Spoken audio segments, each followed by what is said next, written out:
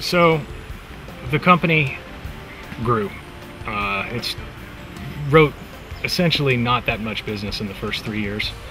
I made next to no money. I was still selling computer supplies over the phone while I was building what then became Advantage Credit. But we were building our empire one brick at a time, right? I mean, we were adding customers and essentially saying, hey, try us. We're better, stronger, faster, 10 foot tall, bulletproof. The same stuff we would tell them when we were selling computer supplies. It's basically building a relationship with the person. But since I wrote the software that delivered the reports, I had the advantage when I would talk to a customer. They would say, hey, can you do this to the credit report? And of course, I would say, well, if you'll pay your invoice, I'll do whatever you want. I'll dot your I's with asterisks if that's what it takes to get the sale. And since I was writing the software, I didn't have to translate that to anybody. I didn't have to get anybody's permission. It was my product. So I would always, you know, say whatever it took to make the sale and then deliver what it was that I told the customer I was going to deliver. So I ended up writing the software that pulled the credit reports, merged them together, delivered it to the customer, and started to scale it up. And at some point, I found some very talented people to start taking portions of what I was doing and doing them better, starting with a fella named Sergey, who was a guy who just got his green card from Russia, loved computers, was delivering newspapers, but he just is a computer hobbyist, and he volunteered to just help me for free until I could afford to pay him $6 an hour early on, and ends up he's just a genius programmer. And then there was another guy who was taking over the sales side of what I did, and it ended up that these people you know, began doing these functions that I used to do, but they would do them a little better than I did. And then it was fun actually to watch them interact with each other, because the sales guy would need something developed and the development guy would say, I'm not going to do that, that's too much work for me, kind of thing. And to watch the two battle it out reminded me of the kinds of issues that I would be going back and forth in my own head. The business grew from essentially zero to, at its peak, it was writing $19 million by 2003. Along the way, we made the Inc. 500 5 years consecutively, which put us in the Inc. 500 Hall of Fame, and that was great. We were in the business moved to Florida in 1995 because I personally wanted to move to Florida to be with my wife, and we got in the Florida Fast 100 3 years in a row, which is, you know, a ranking of companies that create employment. I got a phone call from Governor Jeb Bush congratulating me for making the list 3 times and asking me if there was anything policy-wise that he could take on to help my cause of creating commerce in Florida. And while I'm not a big George Bush fan, I have to say that Jeb Bush was a heck of a nice guy. I told him to get the time zone in Pensacola fixed, and he said governors can't do that. And ironically, it ended up that the time zone is what made the election so close for his brother in 2000, because they called the election for Gore at 8 o'clock Eastern time, but in the Panhandle where the business was, it's Central time.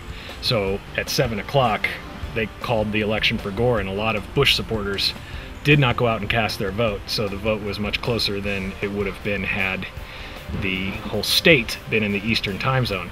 That's kind of my Forrest Gump moment, you know, where I had this small little something to say about a very historic event. He should have listened to me. He would have saved himself a lot of trouble, old Jeb.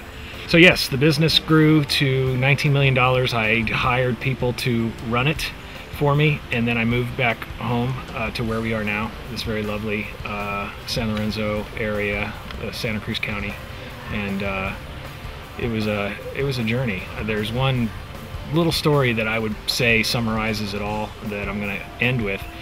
Along the way, when I was still doing most of the work, I had a customer that ordered that I was trying to court. He was a prospect, and I was trying to turn him into a customer, and he gave me a try, and he sent some credit reports requests to me, and I fulfilled his order. It was like 3 credit reports. Well, I mistyped the social security number on one of them, and I still don't know how it could have happened, because I always double checked. But somehow I made a mistake on one of his credit reports, and I was mortified. Could not believe that I had botched this opportunity that this guy gave me, and I had this made this mistake on this credit report. And I was so mortified and humiliated. I corrected it, and I didn't have a car at the time, and his office was relatively close to where I was, so I jumped on my bike, and with all the anger and passion of somebody who had just, you know, missed an opportunity that was given to him, I pedaled my bike, and I pedaled it so fast to get to his office to get this credit report, this corrected credit report, back to him. And you know, I had the credit report in my mouth, and when I got to his office, you know, I told them that I was a courier, because of course I'm all sweaty and I don't look like a business person. And I you know, delivered the credit report, and I never called the guy back because I was just too embarrassed that I had made a mistake. 2 weeks later, he called me and he said, "Hey, how come you never called me back to be my vendor? You did those credit reports, I never heard from you." And I said, "Well, Lane," his name was Lane, I felt so bad that I made a mistake that I was honestly just too humiliated, and I just figured I'd blown my chance." And he said, "You know, Tim, everybody makes mistakes. My old vendor would make mistakes, and they would get me the credit report back, usually the corrected credit report back, within a week." He said, "You got the corrected credit report back to me in an hour, and my old vendor had a car. You passed me on the road on your bicycle. Some person was sitting there in my passenger seat saying, 'Hey, look at this guy that's coming up on our rear with some papers in his mouth.'" And I chuckled and I go, "Oh, well, that's my credit vendor, as you passed us. And I thought you had an extraordinary offering by just the amount of effort you put into correcting your mistakes." So it's not about the mistakes, it's about how you rectify the mistakes. And so yes, I'd love to be your customer. And that guy ended up being a customer for like 15 years.